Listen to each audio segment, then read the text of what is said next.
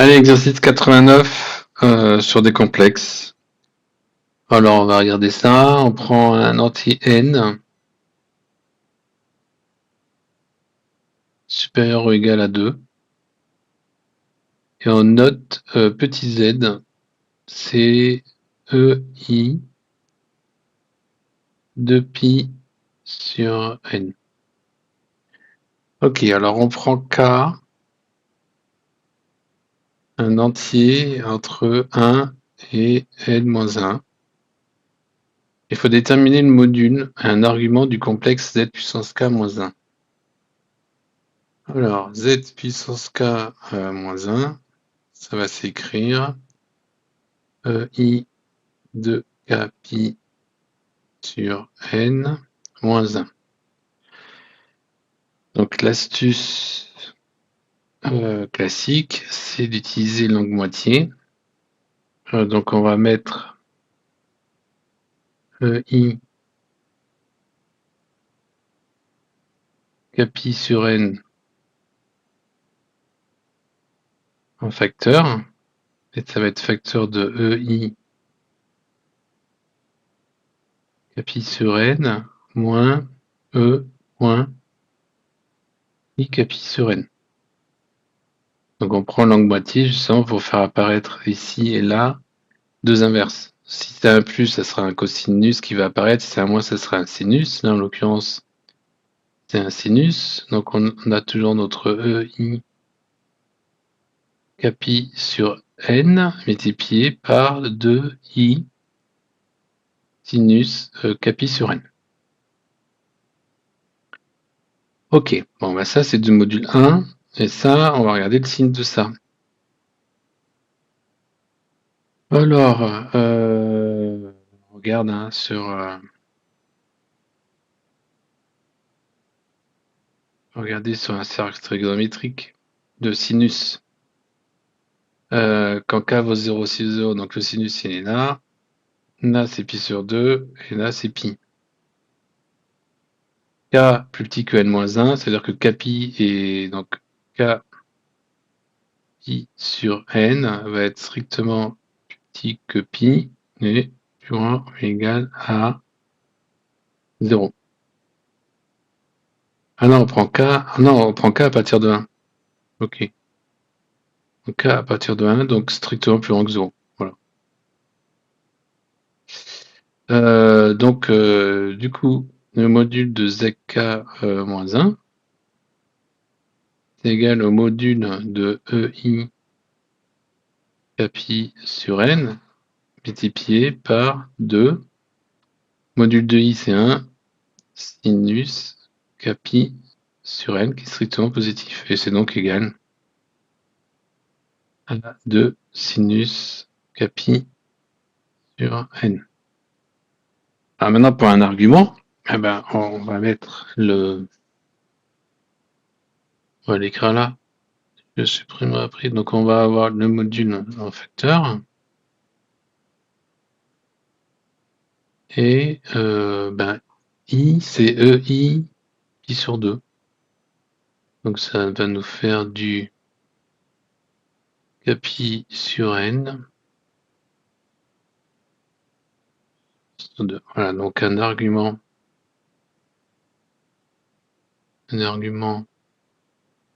de z puissance k moins 1 et k pi sur n plus pi sur 2. Ok, donc là j'ai module et là j'ai argument. Alors maintenant, on pose S égale la somme k varie de 0 jusqu'à n-1 de zk-1 module. Alors quand on prend k égale 0, ça fait 0. Donc on pourrait... pourquoi k égale 0 ça fait 0 et quand... et ça, quand k égale 0, ça fait 0. Donc ça, c'est la même chose en fait compte que la somme quand k varie de 0 jusqu'à n-1 de 2 fois sinus capi sur n. Bon, bah là, encore une fois, une astuce classique pour déterminer ce type de somme. On va dire que c'est 2 fois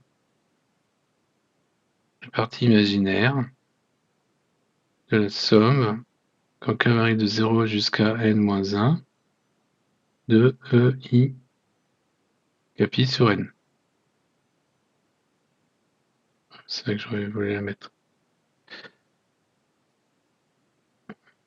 Ok, alors, on va écrire ça là-haut.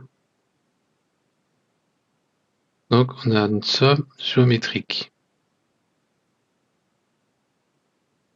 EI capi sur n. Alors, on a le premier terme. Quand k égale 0, ça fait 1.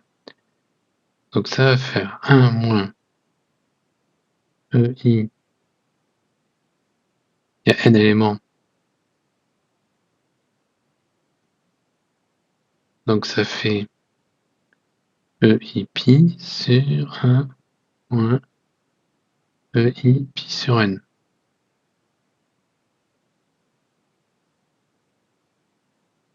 Donc là, on continue avec l'angle moitié. Et ça va nous faire 2i sinus pi sur 2n. Et en haut, on a 1 moins EI pi.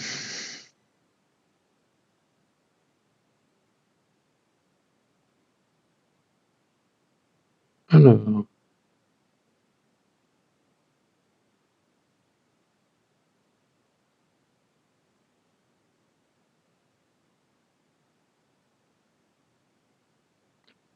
je pourrais peut-être écrire ce que c'est. EI pi, c'est moins 1, donc ça fait 2.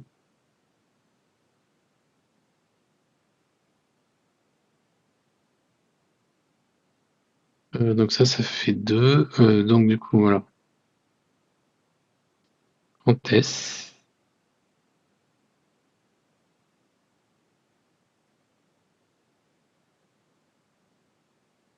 La partie imaginaire de quoi? Alors, ça va faire 4e moins i sur 2n sur 2i sinus pi sur 2n.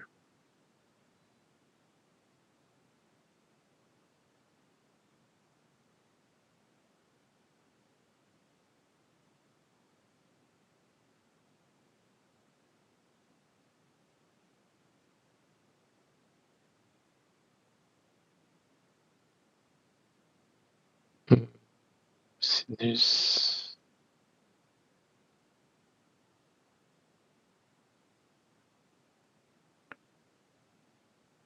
non, on a un moins. On a un moins là. On a un moins. Donc là, on a un moins.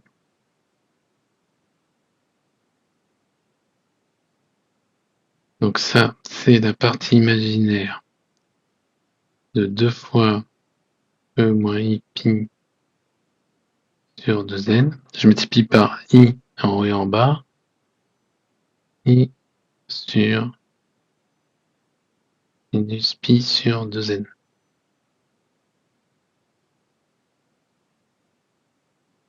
Ok. Alors, donc du coup, la partie imaginaire de ça, c'est 2 fois cosinus pi sur 2n.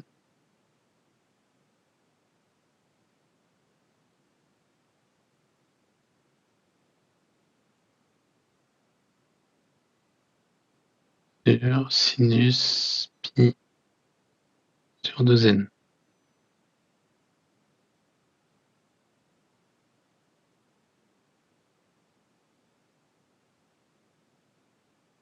Cosinus pi sur 2n, c'est différent de 0. Donc là, on peut écrire